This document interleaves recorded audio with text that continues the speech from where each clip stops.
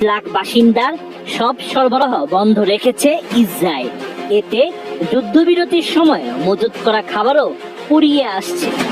সংকটে দাতব্য সংস্থাগুলো জরুরি খাবার বিতরণ করতে পারছে না, সেই সঙ্গে বন্ধ হয়ে গেছে বেকারিগুলো।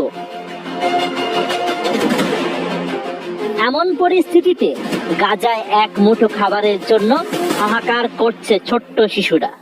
নেই খাবারের পানি, বিদ্যুৎ, প্রয়োজনীয় কাপড়।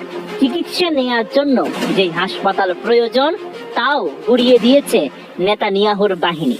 বোমার আঘাতে ধ্বংস করা হয়েছে গাজার মসজিদগুলো।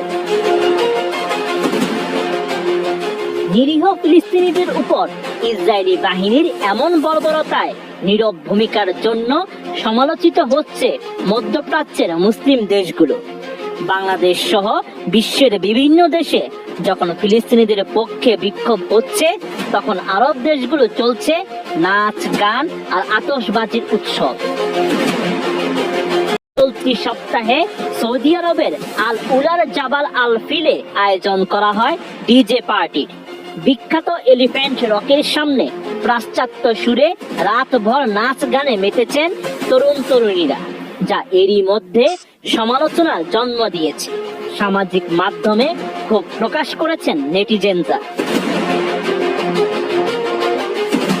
এর আগে চলতি মাসেই উৎসবের আলোয় আলোকিত করা হয় কাতারের আকাশ। ইসরায়েলি বোমার আঘাতে যখন ফিলিস্তিন চলছে, ঠিক তখন আতশবাজি প্রদর্শনে কোটি কোটি টাকা খরচ করে দেশটি।